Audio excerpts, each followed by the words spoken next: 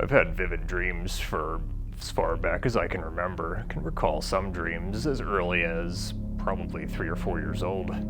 At that age, a lot of my dreams were pretty typical childhood fears, stuff like being yelled at by adults, or one recurring dream I had was being abducted from the playground. One time it was by the Tin Man, another time it was by some mumbling guy that was blocking my path back to the school.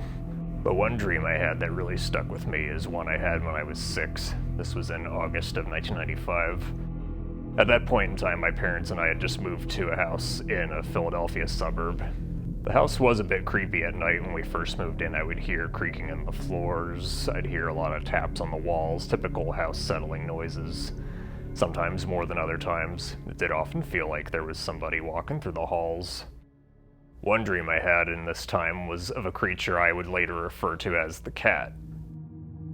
In the dream, it was in real time. I was myself at that age of 6, and I was walking through this large house. It kind of looked like the house where we lived, but something was off, and I knew I was alone.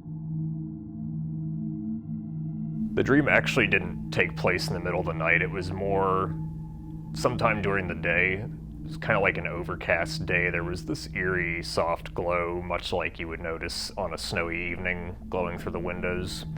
As I moved further into this strange house that I didn't recognize, everything seemed bigger. It was dead silent, and there was not a soul in the room. I eventually spotted this figure. From a distance, the figure looked like an adult woman. It had female features, dressed all in white. I wouldn't even say dressed, it was kind of like this pure albino fur, almost like a short-haired cat. As I got closer, I could hear it breathing. It was this really quiet, subtle hiss. It turned and looked me right in the eyes. And then it lunged at me. Never quite understood what happened. It's kind of like it ran through me, and I heard and felt this loud sensation. I looked behind me and saw it walking away. Its head was reversed, looking at me, and it watched me as it slunk away.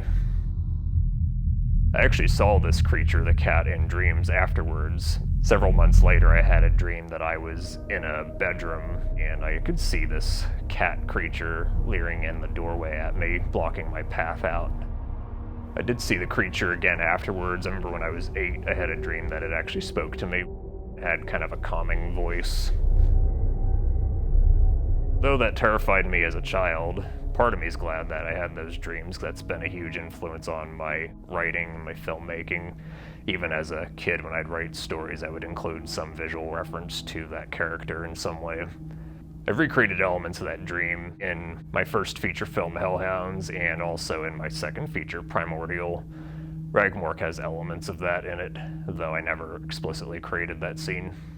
I've had no shortage of vivid dreams since then, all kinds of dreams from childhood to now, ranging from funny to gruesome, others that are arguably much more terrifying than this one. All of them are a wild ride. But I would say this one is the one that had the biggest impact on me. I'll never forget that face from the dream for as long as I live.